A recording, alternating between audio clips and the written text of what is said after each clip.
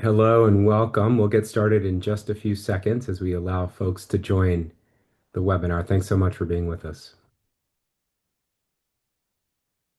Okay, well, in the interest of time, I'm going to go ahead and get us started. Thank you all for joining us today. I'm Michael Lampierre. I'm the director of the Center for Youth Justice at Georgetown University's McCourt School of Public Policy. And on behalf of CYJ, I'd like to welcome each of you to today's webinar, which marks the launch of the Forgotten Children Initiative at Georgetown University. As you'll hear in just a few minutes and throughout this webinar, this initiative aims to honor the lives of children who died while in custody and were buried in lost burial grounds, including at juvenile facilities all across the United States. At CYJ, we have been floored by the widespread interest in this new initiative of ours, and we're thrilled that close to 300 individuals have registered for today's webinar as well from all across the country. As we gather today during Black History Month, we do so with a deep awareness that history is not just something that we commemorate, it's something that we must protect and something that must inform the way that we shape the present and the future. And as you'll hear today, this initiative is designed to do just that. It is to honor the lives of children. It is to tell their stories. And it is to work in partnership with others to shape a fairer, more equitable, and more humane youth justice system. Leading the discussion today is Mark Schindler, CYJ's Senior Fellow and Research Professor of the Practice, along with several other incredible leaders in our field. Again, we have a lot to cover, and I'd like to pass on the baton to my colleagues. But before I do that, let me touch on a few administrative notes. First, the structure of the webinar today is as follows. We'll begin with an opening blessing from Chaplain Gwen Bankins. And then Mark Schindler and our esteemed panel of leaders will have a conversation about the Forgotten Children Initiative, including what led to its creation, its implications for the youth serving field more broadly, and where we plan to go from here, including how each of you can support the effort moving forward. Please note that there will be a time for Q&A at the end of the webinar, and we encourage all of you to submit your questions in writing using the Q&A function on your screen. Finally, let me say that points of our discussion today will undoubtedly be heavy. We'll be talking about the suffering and the harm experienced by children, which can certainly bring up strong emotions. Please take care of yourself during this conversation. Feel free to step away at any time that you need. And know that the webinar is being recorded, so you will be able to watch all or part of it at a later time on your own pace if you so desire. So with that, it's now my honor to turn the floor over to Chaplain Gwen Bankins. Chaplain Bankins serves as president of the Board of Trustees of Historic Sotterley, where she's the first descendant of enslaved individuals at the site and in the state of Maryland to hold this leadership role. She also serves on the steering committee of the Southern Maryland National Heritage Area, helping guide inclusive storytelling and public history practices that honor descendant voices and historically marginalized communities. Chaplain, thank you so much for being with us and for offering a blessing to get us started. It is an honor to be here, and I thank those of you who have joined us. And I want you to know that if the weight of what we're discussing feels too heavy, please don't hesitate to reach out. You don't have to carry the burden alone. So if everyone would, holy and ever-present God, source of all life, memory, and truth, we gather today with humble hearts as we launch the Forgotten Children Initiative, a sacred work of remembrance, repair, and reclamation. We pause to honor the lives of the children whose names were silenced, whose bodies were laid to rest without markers, whose stories were buried beneath neglect, injustice, and time. Children created in your image, children who laughed, feared, hoped, and longed for freedom. We speak their worth aloud today. They were not forgotten by you, even when the world turned away. God of justice and mercy, we acknowledge the historic harms done through systems that failed to protect, through racism that dehumanized, through incarceration that punished childhood itself. We confess that these wounds are not only of the past, they echo into the present, and they call us to responsibility, to courage, and truth. Bring healing to the ground where these children rest. Let the soil that once concealed pain now become holy ground, a ground of dignity restored, ground of stories reclaimed, a ground where truth rises and silence is broken. We pray for the families, known and unknown, for families and communities who carry grief without graves, for communities who inherited unanswered questions. May this work offer not only information, but comfort, not only facts, but tenderness, not only remembrance, but peace. Strengthen all who labor in this initiative, researchers, advocates, elders, faith leaders, public servants, and every person who has said these children matter. Grant them wisdom, stamina, humility, and grace. Protect their hearts as they bear witness to difficult truths, and remind them that this work is sacred. Teach us, O God, how to repair what was broken through honesty, accountability, and love in action. May this effort model what it means to face history without fear and to choose restoration over denial. Let this launch mark more than a beginning. Let it be a promise that dignity will replace disregard, that memory will overcome erasure, and that the lives of these children will continue to speak, calling us toward justice, compassion, and collective healing. We entrust this work, these stories, and these sacred lives into your care. May we walk forward together, faithful stewards of truth and keepers of the children's names. Amen.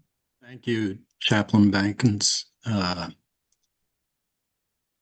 We're deeply grateful for your presence here today, for your prayer, and for the spirit of reverence that you've brought into this space.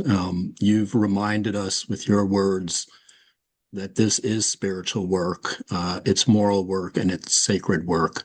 And I just to lift up again your leadership as the president of the board of the historic Sodderly, as the first descendant of enslaved people to hold that role, I think is itself a powerful example of what it means to confront history honestly and to move toward repair.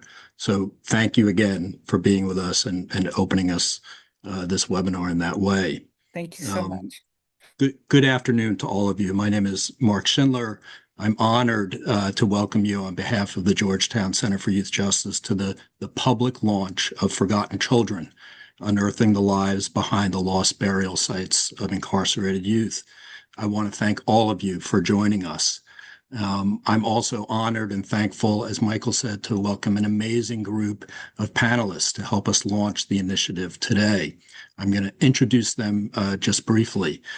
Soon you will hear from Tyrone Walker, my longtime colleague who I had the privilege of first working with while he was incarcerated and serving a long sentence. Then when we worked together at the Justice Policy Institute, and after he was released from prison, and also while at DJS, and now as part of this initiative. Tiana Davis has joined us, my former colleague at Maryland's Department of Juvenile Services, where she leads the Office of Equity and Inclusion and is engaged in cutting-edge work that the field needs to know about, particularly leading the Roots to Rise initiative that you will hear about today.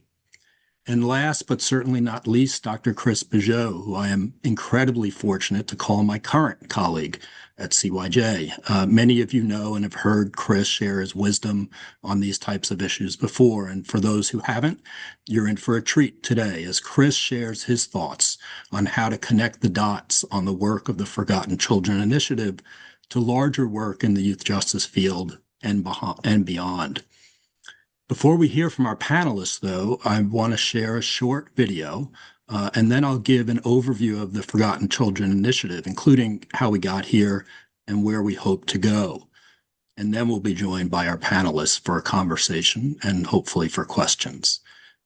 With that, I think we'll have a video that will come up now.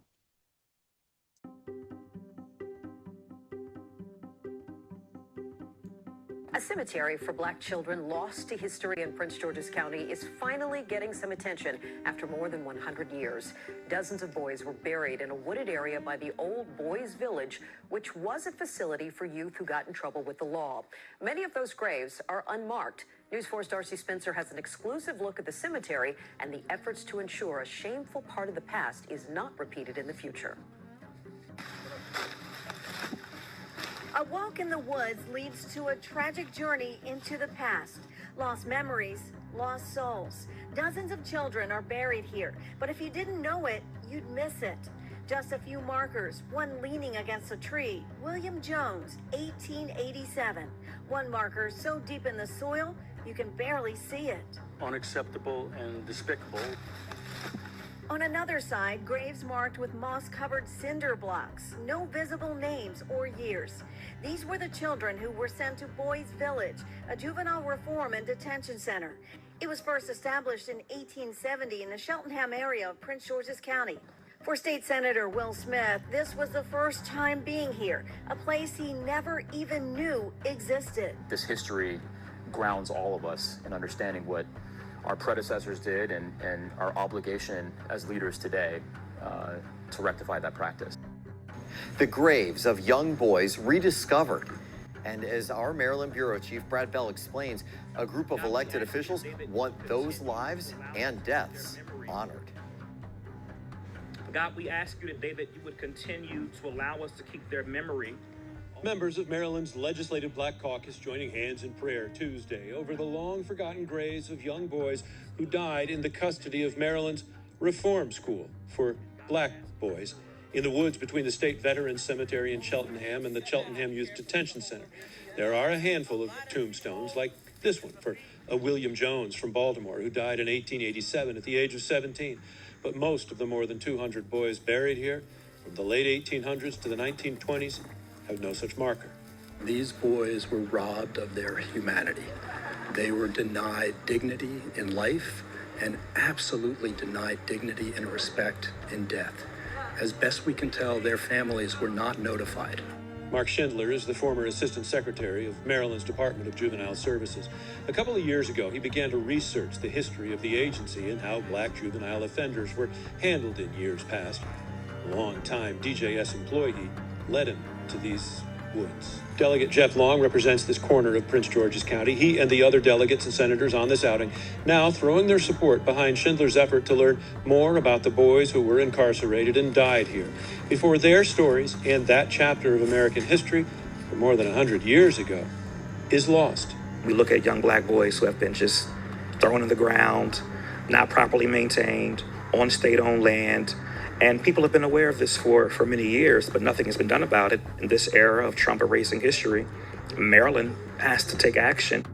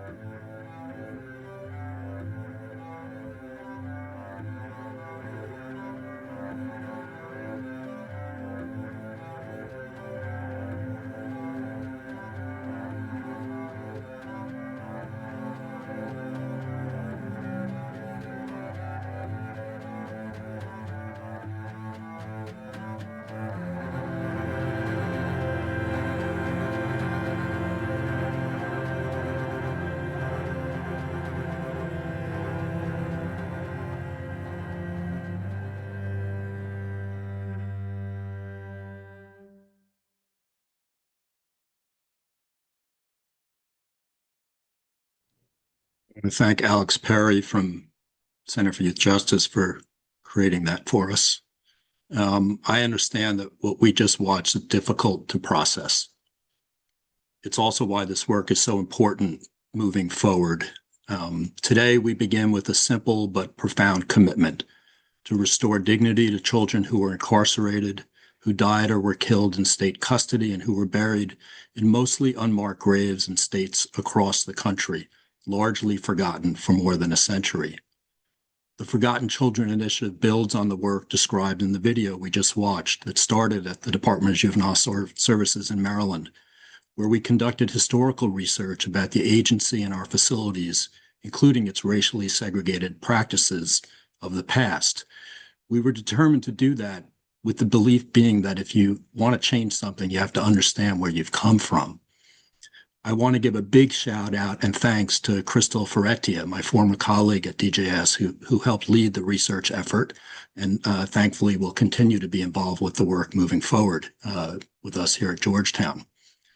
The research that Crystal did showed that for over 150 years, the history of children who died while incarcerated in Maryland had been hidden from public view.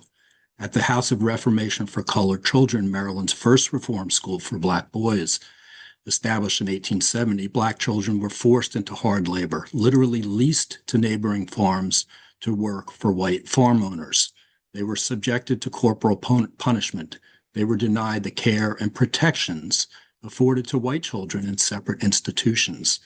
And now we know many of those boys never made it home. Recent research, including excellent investigative reporting by the Washington Post, confirms that as many as 230 children are buried in unmarked graves near what is now the Cheltenham Youth Detention Center. Death records cite tuberculosis, pneumonia, typhoid fever, meningitis, other references, violence, stabbings, blunt trauma, unexplained injuries, and historical accounts, as you just saw, raise serious questions about abuse, neglect, and whether families were ever notified when their sons died. And of course, these are not just statistics. These were children. Charles Salisbury. We should say his name. We should say the names of James Black, William Brown, James Dixon, John Robertson, and Fred Ames, buried in 1939 at the House of Reformation, and based on our genealogical research, we now know went by the nickname Owl. All of these were boys who died at the House of Reformation. And Samuel Goins, who is buried near the Preston Industrial School in California, and Annie Dunn, Mary Downs, and Emma Judd, girls buried in the cemetery for the Connecticut Industrial School in Middletown, Connecticut, and hundreds and possibly thousands more around the country. For too long, these children were recorded only as inmates. Their labor was documented, their deaths were minimized, their burials were hidden. But they were sons, girls, grandsons, and granddaughters. They were brothers, sisters, and cousins, and they were children. They were loved, and we all know, as all young people do, they had so much potential and promise. We rediscovered the Lost Burial Ground in Maryland in October of 2024, and then last summer, thankfully, national and local media brought renewed attention to this history. But awareness clearly is not enough, awareness alone. I'm also encouraged to see that there has been legislation introduced in Maryland by members of the Legislative Black Caucus to investigate what happened at the House of Reformation for Colored Children. And in fact, there was a hearing on that bill just earlier today, at which Tiana Davis, one of our panelists, testified so eloquently. The questions before us today are, what does truth-telling and accountability look like? What does restoration look like? And what does repair look like? The Forgotten Children Initiative is our attempt to work toward answering those questions. First, we're working to identify and document the children buried at the House of Reformation site. We're currently conducting rigorous genealogical research, not only to name the boys buried there, but to locate living relatives wherever possible. Families, as we know, were rarely, if ever, notified when their children died. We believe that must change. Their families deserve to know this history, and they deserve to help guide what recognition, memorialization, and repair should look like. As of today, we are confident that we have already identified living family members of 8 of the boys buried in Cheltenham, and we have started communicating with them as of this week. Second, our goal is to ensure that the burial ground there becomes an officially recognized and maintained sacred space with proper memorials bearing the names of the children who were buried there, or as many names as history allows us to recover. But as we know, this work is not just about the past, it is about grounding current reform efforts in historical truth. I also want to say that I feel blessed to be at Georgetown, which has struggled with its own tragic history, having been financed by a mass sale of enslaved slave people in 1838. I want to give a shout out and big thanks to Melisande Short Colomb of Georgetown, who has already been guiding me in how to work towards effective truth telling. Third, we seek to create the conditions for a restorative process, one that encourages states to acknowledge the harms committed against children who died and were buried in sites across the country and their families, and to take meaningful steps toward repair. Restoration is not only about physical spaces, it's about moral responsibility. And this work connects directly to present-day reforms. We know that the House of Reformation was created during Reconstruction, just 6 years after Maryland abolished slavery. The same racial ideologies that justified slavery shaped how Black children were treated in the juvenile justice system then, and how our systems continue to operate. Understanding this history is essential to addressing the racial inequities that persist today. This initiative grounds youth justice reform in historical truth. And as I said, we know Maryland is not alone. Preliminary research indicates that burial grounds exist in states across the country. Only a very small handful of places, most notably Florida and New York, and now Maryland, have made any efforts to investigate and commemorate the children buried in those places. This must change. Through research, public scholarship, convenings, partnerships with families, community members, advocates, government officials, and others, we hope to support additional states in researching and honoring incarcerated youth buried in forgotten cemeteries. We will also develop racial equity training rooted in this history and integrate these findings into national conversations about youth justice reform. Why is this important and so important now? At a moment when there are efforts nationally to erase or minimize African American history, we believe it is more urgent than ever to tell the full story of how slavery and segregation shaped our youth legal systems. Recognizing the humanity of these children will strengthen today's fight against systemic inequities. We believe silence perpetuates harm, and that truth can help us open the door to healing. And so today we're asking all of you to join us. Help us to uncover this history. Help us say their names. Help us restore dignity. Help us to contribute to a movement grounded in truth and committed to repair. We believe that no child buried in state custody should ever be forgotten again. So thank you again for joining us. It's a privilege to be part of this conversation with all of you. And now I'm honored to bring our panelists into this discussion. So I think we'll do that now.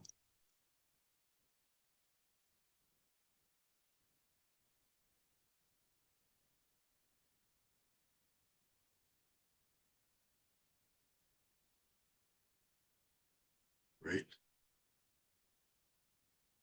Good to see you, Tyrone and Chris, and hopefully Tiana. Great. Welcome to all of you. I want to start with you, Tyrone.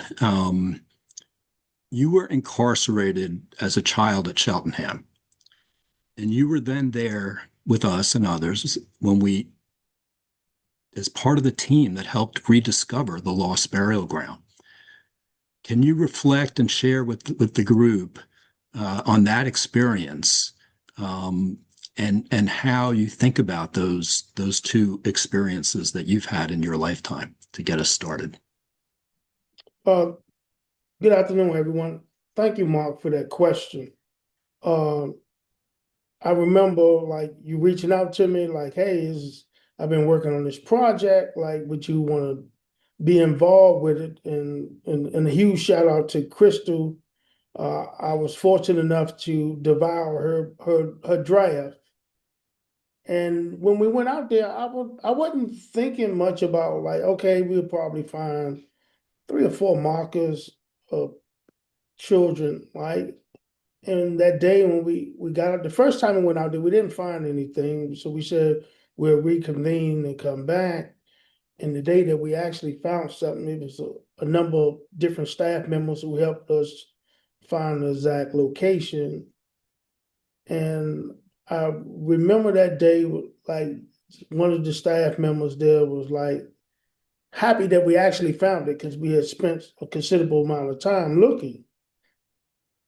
And I remember walking off that day and you called me like, Tyrone, like, where you going? I was like, come up here. And that's where we seen all the unmarked, I call them crime scenes there. And I remember feeling so numb that day. I had a reflection about like, wow, I was just, I was saying in 1991, I was over in the unit and Mr. Muhammad was my unit manager. I never knew that this exists over here. I remember having the thought that day, like, wow, I could have been one of those little boys that's living here in the grave now. I remember the day afterwards when I came back to work here at Georgetown, and my colleagues knew it was something off with me. They was like, Ty, you not like you chip yourself, what's going on? You all right? And I just replied, like, after what we found yesterday, I don't know if I'm all right. I've never seen anything like that in my life. A bunch of unmarked graves that are young boys that was my age when I was at Cheltenham or Boys Village then. That's what I remember thinking about. I was just thinking about that for days. Like whoever would listen to me, I would talk about like what we rediscovered. Yeah. And how important that was. I remember turning to you one time, we was standing off from everybody else like we always do talking. And I looked at you and I said, Mark, you got to do more than just what we just found here. We can't cover up what we done found there. It's too big. That's what I remember about that day. It was very impactful. It lasted on me for about a week. And I remember we had talked later on. You're like, Tyrone, we never checked in like we normally do when we do this type of work. And I told you that it was heavy, like, rediscovering those graves and seeing all those children who lost their lives. Some was like 2 weeks apart that we can see from the headstones. Yeah. But other facts, like, we don't know. I was thinking about, oh man, this is a crime scene, need to be yellow tape out here. I started thinking more of a real investigator, like out trying to figure out like what happened here. But that's what I remember about that day. Well, I appreciate you sharing, Tyrone. And also, I know you and we committed to continuing to work and to do something on this. I didn't think we'd be doing it together at Georgetown, but I'm blessed to be joining you there. I want to go next to Tiana. Tiana, you've been doing this work for years, a long, long time. And the work you're involved in now at DJS, that I was privileged to partner with you on, I think is groundbreaking and cutting edge, particularly the Roots to Rise initiative. I think it's important for folks in the field, particularly we have lots of folks who have joined from different agencies around the country, to hear the way you think about these issues and the work that you're doing with Roots to Rise. We had some of the young people there that day with us and their parents. It couldn't have been more powerful, but heavy. So I wonder if you could just talk a little bit about the work you're doing at DJS, how it connects to these issues, and how you're thinking about this moving forward. Absolutely. Thank you so much, Mark. And thank you to the Center for Youth Justice for giving me the opportunity to talk about some work that has long been very close to my heart, but now having become involved and leading this piece of work around the House of Reformation for DJS, it just kind of deepened my commitment and resolve to moving toward greater equity in our youth legal system. As Mark said, I've been doing this work for a lot of years, and I've consistently seen a couple of different barriers that are always present whenever we engage in the conversation about racial equity in the youth legal system. And sort of the opportunity that came along when Crystal did her research and folks went out to the grave site, the burial site, and brought that history back to me. It was very clear that this is something that people needed to hear about. The people that we work with at DJS every day who are making life-altering decisions about children and their lives and their families really need to understand where we are, how we got where we are, what has shaped the system that we work in today, what has shaped the disparities that we see when we look across our programs and facilities, and we see largely Black and Brown youth. And so this, people are aware of that history, and I think more so in recent years. But I think making that history explicit, having the House of Reformation burial ground discovered or rediscovered during this time, it became a duty. I feel it is a duty for us to honor that history, to honor the lives lost, to bring dignity to their lives. And I think the best way that we can do that is by making sure that their stories are told and that these horrors never happen again. We see a lot of apathy about racial disparities in the system. We often encounter defensiveness.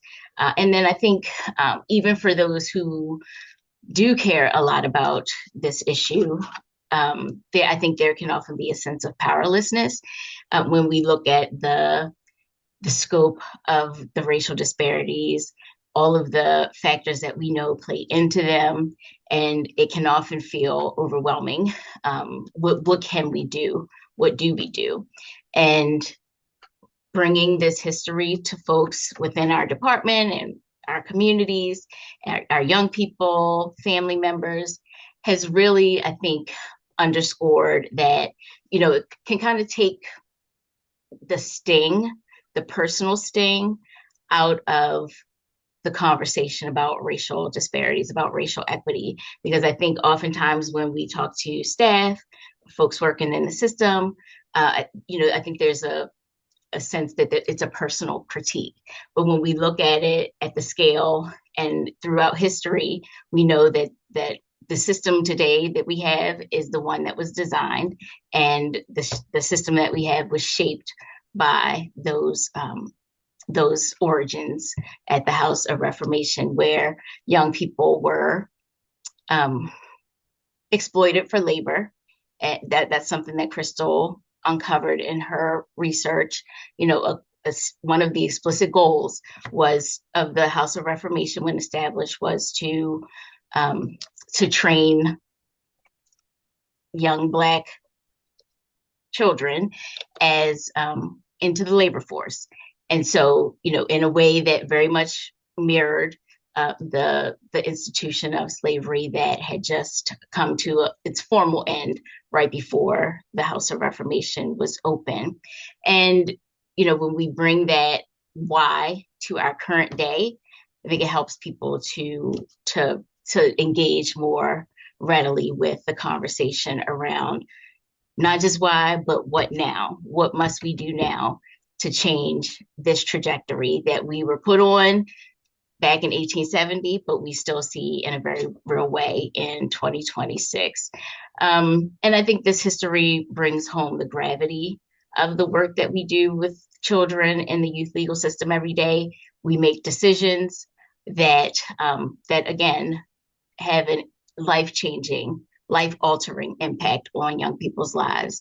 And understanding that power, and understanding that the power that was leveraged in the back in the origins of this institution to basically pull young people into a condition that mirrored slavery and exploit them for their labor is the same power that we all exercise today in our daily work. And so being able to draw that connection helps people understand, I believe, just how serious and important the work that we do is today. Thank you, Tiana. I want to come back to you to hear a little bit more in some of the detail, but I think what you just shared, one was so powerful, and also I think a good segue. I'm going to turn to you now, Chris.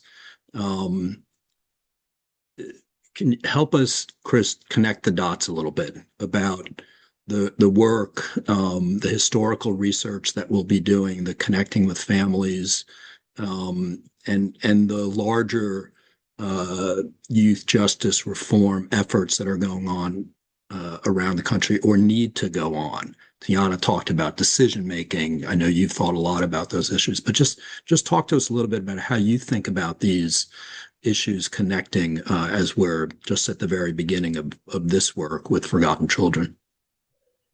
Mark, thank you. And Tiana and Tyrone, it really is a privilege being able to share the space with you all and to everyone who is joining us online today.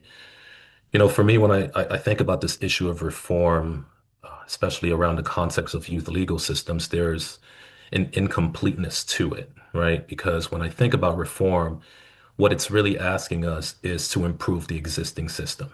And when we think about the existing system, you got to think about the underlying parameters, right? There's an underlying assumption around that. Like we assume that the system is fundamentally legitimate, but it's flawed. And so when we're doing reform work, we're seeking to correct, refine, and modernize. Tyrone can speak to this, more powerfully than I can with direct experience in the system. I've studied the historical evolution of the system. Those who have been trapped by the system know for sure that there is no justness to it, right? And so the idea of correcting something from its very foundation was created to dehumanize, devalue, demonize your very existence, cannot be reformed. And so when we're doing reform work, there needs to be a both and, not an either or. I think the reform work must also accompany transformation work. And so Tiana alluded to this earlier. When we think about the transformative aspects of the youth legal system, we have to completely redesign the blueprint, right? Because when we think about transformation is we have to question whether the system as it's currently constructed can be equitable to begin with. And for the bodies that were unearthed over this 60-year period will realize that there is no form of equity for those youth, no form of equity and justice for their families, right? And so we have to start reimagining how we fundamentally approach decision making and solutions. Are we just consequently thinking about how do we reduce harm and how do we improve fairness and how do we make the system more equitable? Or are we thinking about whom does the system protect? Whom does it control? Right? Because there's a deep historical component to it. And if I may just go, because I know Tiana wants to also dive into that aspect, but thinking about the contemporary, it's hard to disassociate it from the historical, right? Like these issues, especially regarding Black youth, as a means, like 1877 is quite a remarkable year, right? Because you're looking at the end of the first Reconstruction period. And we know after the end of the first Reconstruction period, we had the birth of the Black codes. And so when we're thinking about that in the context of youth, it's essentially controlling Black childhood, Black mobility, and also Black labor, right? So the idea that Black boys can be found in cemeteries all across this country should surprise no one, especially when they are under state jurisdiction, because in those detention facilities and when they are under state custody, those detention facilities essentially neglect these boys. They endure and undergo extreme forms of violence, forced work, and they are viewed as disposable. right? And so when you dehumanize someone and you demonize someone, who's paying attention if they're around or not? Who cares if they're gone? Because they're not human beings in the eyes of those who are doing the harm to them. And so that historical understanding, when we think about it, that's how our Black youth are being treated today. Yeah. That's how our Black youth are viewed, as disposable, Yeah. as unworthy. And so we have to do more than just reform the system when we think about that, the reformation aspect of it, which is just about repairing governance failures or changing the conditions that Black youth uniquely experience in detention facilities. It requires more than that. It requires more than going there. It requires rehumanizing individuals that this country for so long has maligned and they haven't viewed as human beings. And so they get trapped in the same apparatus, they get trapped in the same mechanisms. Because one thing is certain about these youth we're talking about: if they were fortunate enough, they would have grown up into adults. Unfortunately, they were trapped in a system and they had the unfortunate privilege of growing up into adults trapped in the system, right? But these youth didn't even have that opportunity. But for youth who get caught up in that same machinery, as Tiana mentioned, there's this forced labor aspect. Like they are forced into conditions, and when they needed more bodies, well, we get more bodies. And that's how we essentially continue this slavery by another name, as Douglas Blackman coins in his book, because we needed this aspect of economic prosperity. Black bodies were the very vehicle of economic prosperity in this country. And when you think about it, we continue to be the vehicle of economic prosperity in this country, not exclusively, because I believe our histories are intertwined with natives and other racially marginalized communities, but there is a uniqueness to this Black experience. And so if we don't see Black youth as worthy, if we don't see Black youth as human beings, what you will find beyond Florida and New York is more grave sites. And because the number of bones that were unearthed is a gross underestimation of what it actually was. You know, we had at the Medical College of Georgia many years ago hundreds of bones unearthed. We have across the country. So this is not just in the youth legal system. It's happening across healthcare and hospital institutions. It's happening at academic institutions. And so you pick the industry, we continue to be dehumanized, devalued, and demonized. And that requires more than just reform efforts to change that. That requires a transformative aspect into how are we going to view these individuals as human beings? And if we don't, then I believe that there will be more bodies unfortunately found. So thank you, Chris, so much to think about there. You know, as you were talking about that issue that you kept coming back to about not viewing these children as human beings. It reminds me this past summer sitting in the Maryland State Archives, and I was reading the annual reports each year. And this is where we came to the numbers of 230, because in each year's annual report, they listed the number of children that died. But in only one of those years did they even list the names. They just listed the numbers that died. But on the page next to it, I remember sitting and reading, there was, appropriately so, a very nice tribute and description to one of the white staff members who had died that year. And it, you know, there right on the pages, the children were not viewed as human beings, right? They were chattel, they were property in many respects. So I think as we dig into this, we'll continue to see, and as you're absolutely right. And that continues today, right? We know that so many children in our facilities and our systems around the country are demonized, are not seen as children, as human beings. So I just wanted to lift that up. Thank you for that. I want to go, I'm going to go quickly to Tiana and then to Tyrone. But Tiana, can you talk a little bit about say a little bit more about Roots to Rise, including, you know, we had some young people with us the day that we discovered the burial site. They were there because they were participants, and their parents were participants in your work. Say a little bit about that, and so folks around the country know what you're doing and how they can learn about that work and possibly seek to replicate around the country. Sure. So, Roots to Rise, the Roots to Rise initiative it's an umbrella that we have applied to all of our work around racial equity in the youth legal system in Maryland, DJS. We have, it was very important to me as we sort of took on this history that this would not just be researching history for history's sake. The point is to anchor our conversation about how we will reform, how we should transform our system so that we can disconnect from that history of racial oppression and move forward toward greater equity. And so there's a couple of elements to our Roots to Rise. So that's the first, really looking at the origins of our system and how it has shaped our present day.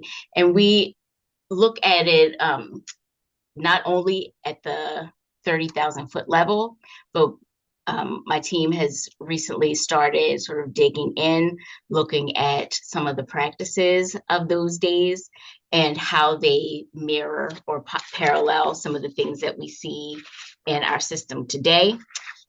So, for example, we read Crystal unearthed information about a demerit system that was, used to manage behavior for the young people who were at the House of Reformation.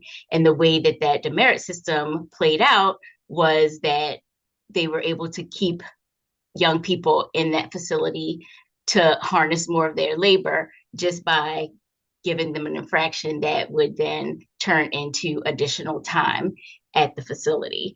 And so, in the present day, we have behavioral management systems as well.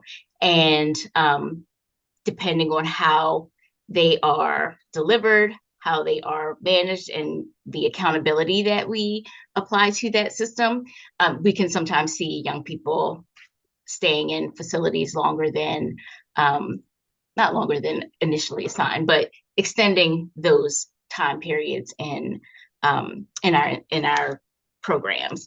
And so that's one aspect, and that we dig a little bit more deeply into.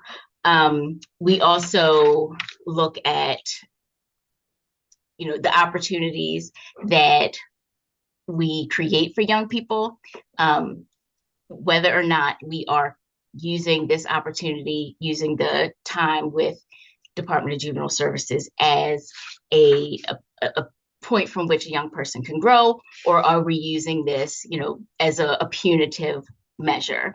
And we know that in those days, it was all punitive. And so we're really trying to move away from that framing. And that's hard because there are lots of folks in our community that are still sort of have that same thinking that we want to, punish young people. But the Roots to Rise initiative, we've done quite a bit of work. So the first is we've incorporated this history into all of our new staff training. So we want everybody that comes into the department to know this history and know what they're walking into, and to understand the immense power that they have in whatever role they are stepping into within our department. They have immense power to alter a young person's life, or in the same vein, to change the experience of that young person while they are with us at DJS. That's great. Sorry, go ahead. No, I said that's great. That's great. Yeah. I think what we want, maybe you can share in the chat as well, where folks can find more information. And we're going to have some follow-up conversations as well. I'm looking at the clock a little bit. So I want to go to Tyrone, and then we'll try to take a question or two. So Tyrone, tell me if I'm wrong, but when Chris and Tiana, when Chris was talking, I felt like that was sort of hitting you, right? As he talked about the history. And I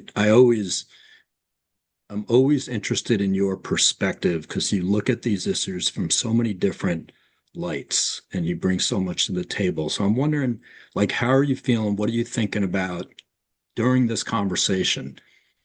Because I think this work, part of the work moving forward for Forgotten Children, will be bringing together people to have these hard conversations and think about next steps. What are the types of things we can do to appropriately recognize young people who have passed? But as Chris said, to do more than that, right? We have to very much change the way these systems think about children and treat children. So I wonder if you could just reflect a little bit on as you're hearing this conversation, what's coming to your mind?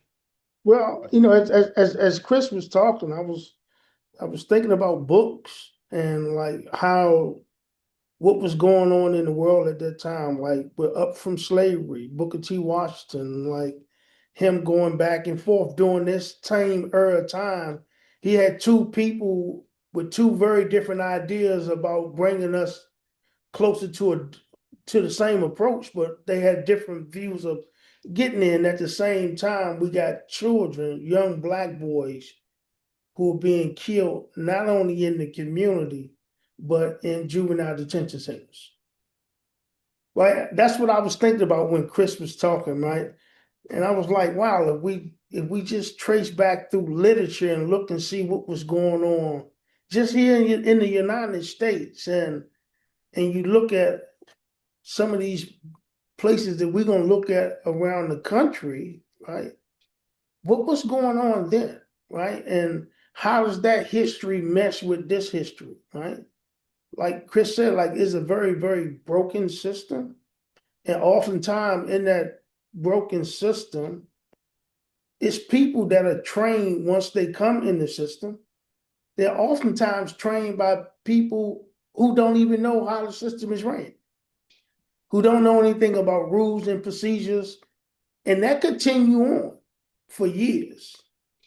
And all they do is replicate what they was taught before.